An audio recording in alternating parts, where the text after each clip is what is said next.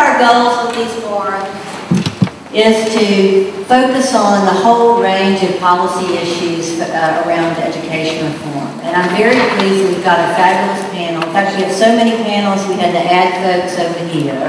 So please don't consider our panelists on this side the redheaded stepchildren. We're going to try and engage everyone in a dialogue.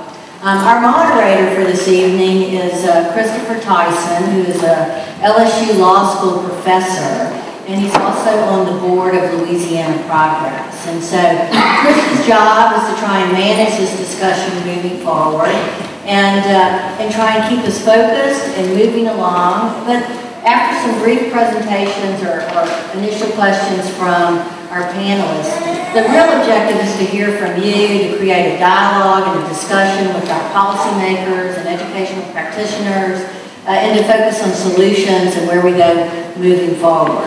And so, without further ado, I'd like to ask for y'all to give Chris Tyson a round of applause.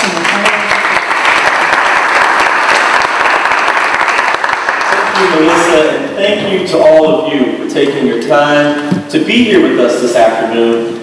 We know that after leaving work on a long day, there are many places that you can be. So we're so happy you chose to join us for what we consider to be an important, or critically important discussion for our communities in Louisiana, for us as Louisianans, as a state, and are finding our way forward.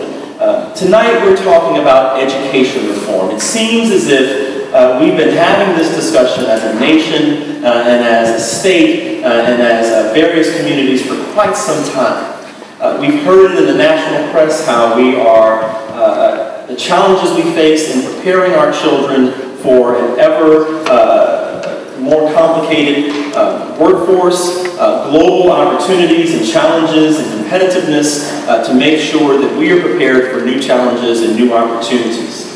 As we prepare for those, as we get our children ready, we find that our schools, the way that we educate students, the way that we conceive of the role of our communities in interacting education is something that we must continue to work on as a community. This issue reached a climax in Louisiana last year in our 2012 legislative cycle, where we had sweeping changes in the education reform package pursued by Governor Jindal. And those changes have been controversial. Indeed, they remain contested in court, and we will continue to see how this chapter of our state's ongoing battle with education reform will be resolved. But we know that in the meantime, there are important questions for we as Louisianans, be we here in Hammond or in Baton Rouge or in Shreveport, that we have to address. And those issues require us to confront many of the sub-issues that are wrapped up into education reform. The issue of accountability and measurement. We talk a lot about making sure that our schools are accountable, that we as communities are accountable to our students. Some critics have charged that this discussion has over-focused on teachers, that we beat up on teachers a little bit, and that our focus on teacher tenure and accountability has taken the focus off of children, and that we need to put our gaze back there. We talk a lot about choice. How do we make sure that our children have choices in choosing schools, that parents are informed, that there's competition, that there is variety, that there are new models. But some allege that these are false choices for parents who have very few resources, and to the extent that these choice models give our students options, inevitably they leave students behind. And how do we pursue measures that leave no child behind?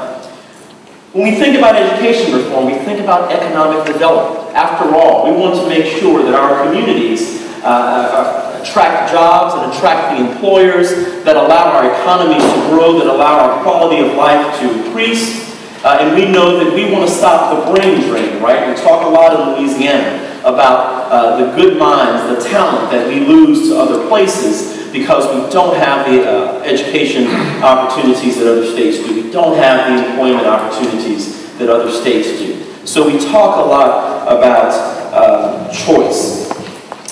economic development. And lastly, education reform forces us to confront the legacy issues of race and class and poverty, issues that are still with us, disparities that exist across class lines and racial lines that deeply imperil our future, our ability to move forward together. So all of these issues are wrapped up in what we call education reform. They are things that are spoken and oftentimes unspoken, but still critical to our ability to honestly confront this issue and move forward. So here at Louisiana Progress, we are committed to informing, to educating, and to mobilizing around this and many other issues. So tonight we want to hear from our esteemed panelists, who I will introduce with a question, asking them to respond briefly. And then we will turn it over to you to get your questions, comments, and thoughts as we together engage this issue. We are Louisiana Progress, so we are about progress, and we are represented on all of the social networks that I'm sure you all are familiar with. If you are tweeting this evening, we invite you to tweet Louisiana Progress at LA Progress. You can use the hashtag LAEdReform. For those of you who just missed everything that I said, don't worry, because you're here, and that is what's most important. So we appreciate you for being here. We certainly want to share with those of us who are connected to us virtually.